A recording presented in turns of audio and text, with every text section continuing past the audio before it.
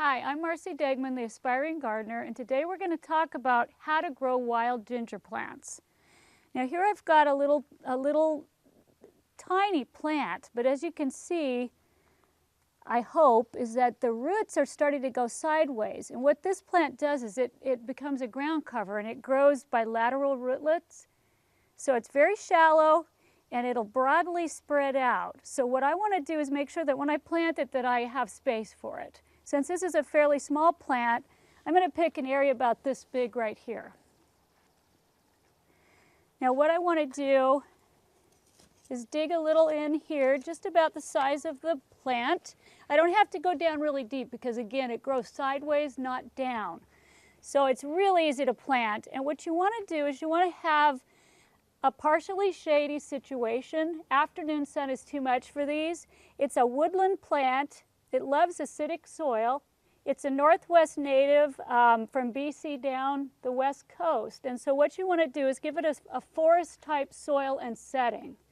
So here I've got just kind of normal soil. So what I'm going to do is I'm going to add some good rich compost because that'll give it the looseness and the acidity it needs. You can also go in and you can put things like pine needles. Anything that's kind of acidic is good for this plant. So it's a Northwest native, and it's called Asarum caudatum. Now this is not the edible ginger. Sometimes they talk about, folklore talks about certain things they do with it, but this is not the one that grows the big fleshy root that you get at the grocery store. This is a nice ground cover, and what this will do is later on in maybe June, I believe, around my area, it gets a really interesting purple flower. It kind of hides under the foliage, but it's very attractive. I really love it. And what this will do is it'll spread very nicely, about 3 feet wide over time, and only about, it says up to a foot, but most of the time they stay a lot lower than that. You can find them that have larger leaves.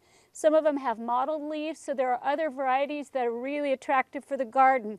But they're a woodland plant for a part shade situation. So this is going to work really well near my trilliums and some of my other native plants.